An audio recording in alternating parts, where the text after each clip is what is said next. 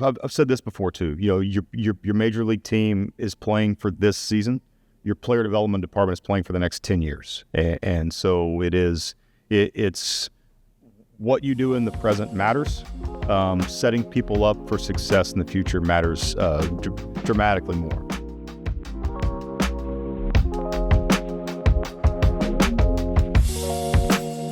So, from a win-loss standpoint, it's been a difficult year. That in and of itself is gonna yield benefits down the road too.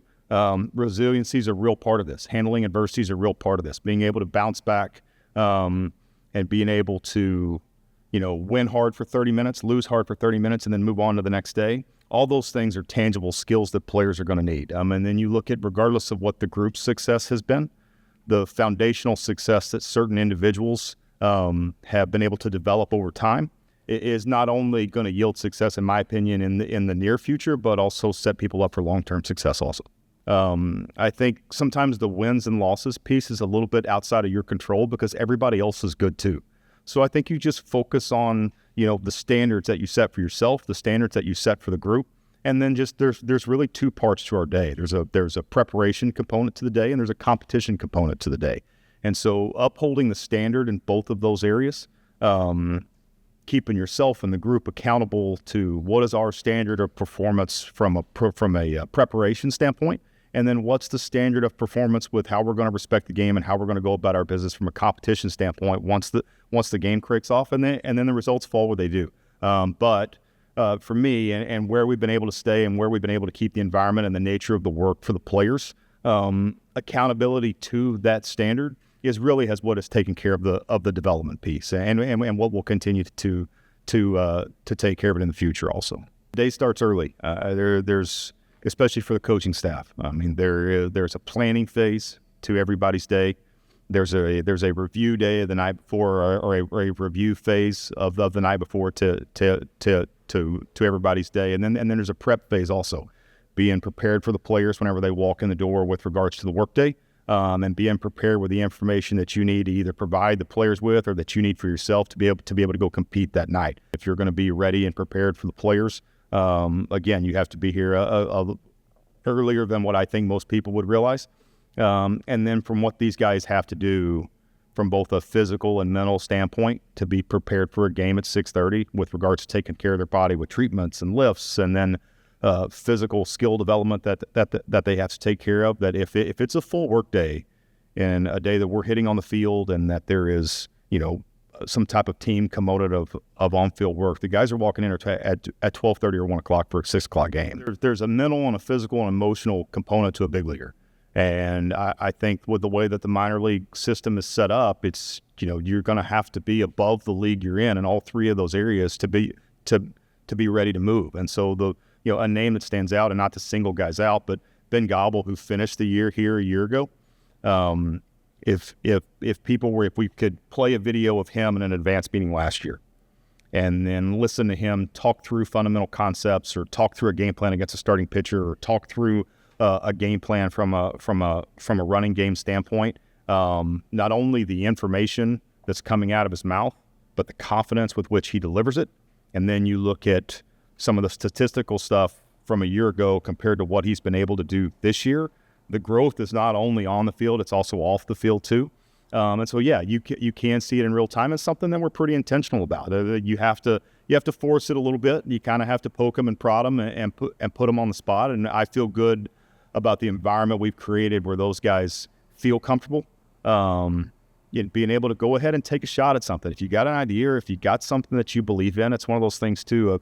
A quote that I've taken from Joe Madden from years ago. Tell me what you think, not necessarily what you've heard. And so I feel like we as a staff have created an environment where people are accountable, and if something steps out of line, that you're going to be corrected. But people also feel the freedom to make mistakes too, and to try new things. And so all those things, not to beat a dead horse, all combine into why we feel like that there's been a lot of success here, both on and off the field. It's not just one person. It's not just me doing that. It's one of the reasons that again, I said this earlier too. It's one of, if not the best staff that I've ever been a part of. And so it's one of those things where it's not any one person's job. you just surround them. You just surround them, and just like the best way to learn a language is through immersion, the best way to teach, the best way to learn both the tangible and the intangible things of this game is just to be immersed in an environment with Michael Wirtz and Bo Martino, Joel Chimelis, Rod Barajas, and then support staff too.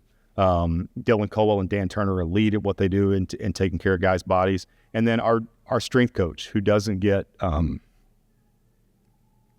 near the credit that he deserves for the impact that he has, not only on the players, but also on the staff and on me. Somebody who has an elite strength background. Also, before he got into strength and conditioning, has the most elite background that you could have, in my opinion. I won't go into details about that because he'd get mad at me for saying that publicly.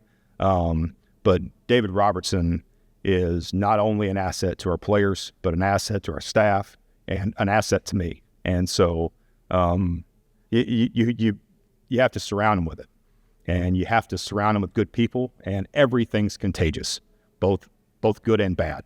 And so whenever you have a staff that has the character and the habits that I feel like our staff does, in addition to and along with the acumen that I feel like our staff has, you just immerse them in that environment, and they learn not only from what you say but what you do also. And so it's just a collective collaborative effort, to teach both through word and through action also.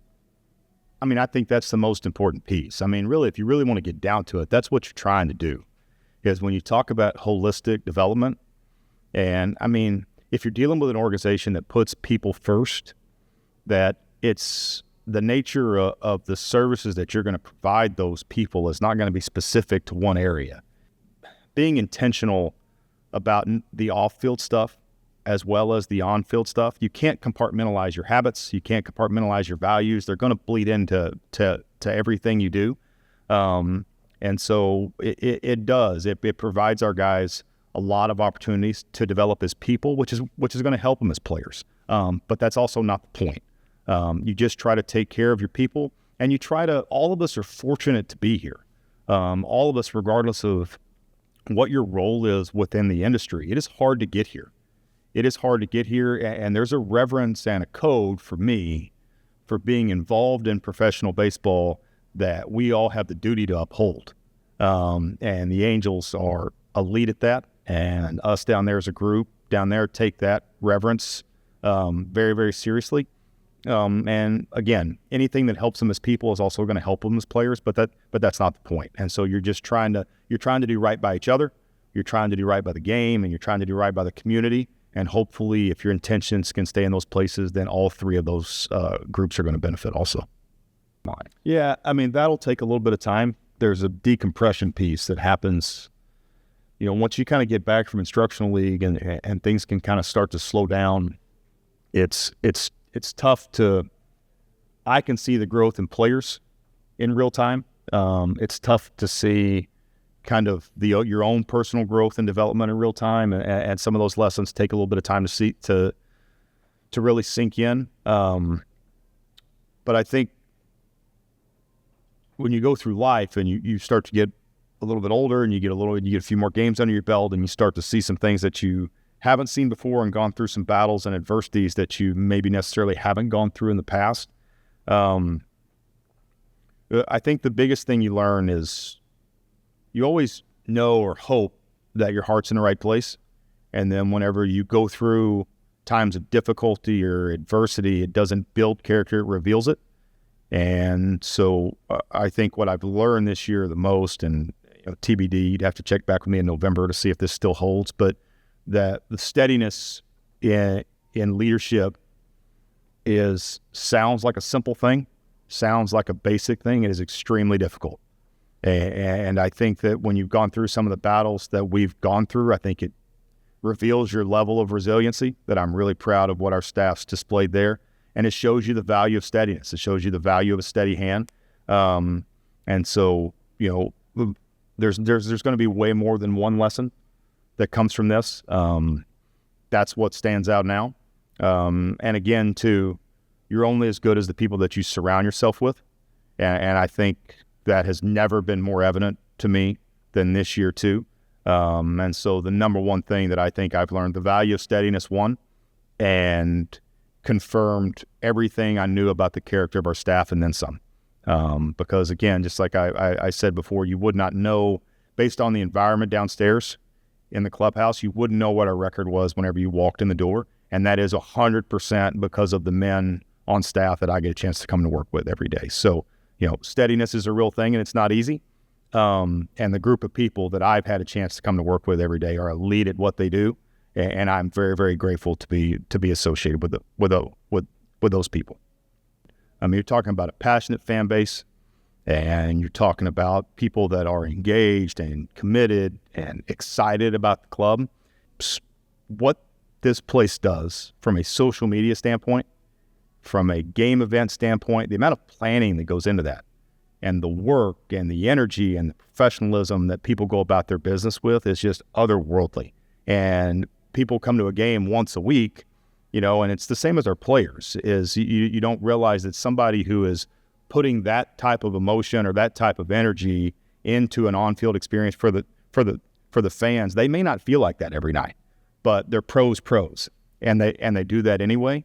And it's not always my first concern whenever a game's going on, but it's noticed by our players, it's noticed by me, and it's respected by that entire group down here too. And the fans and our players both are in the debt of the event staff here and the job that they do.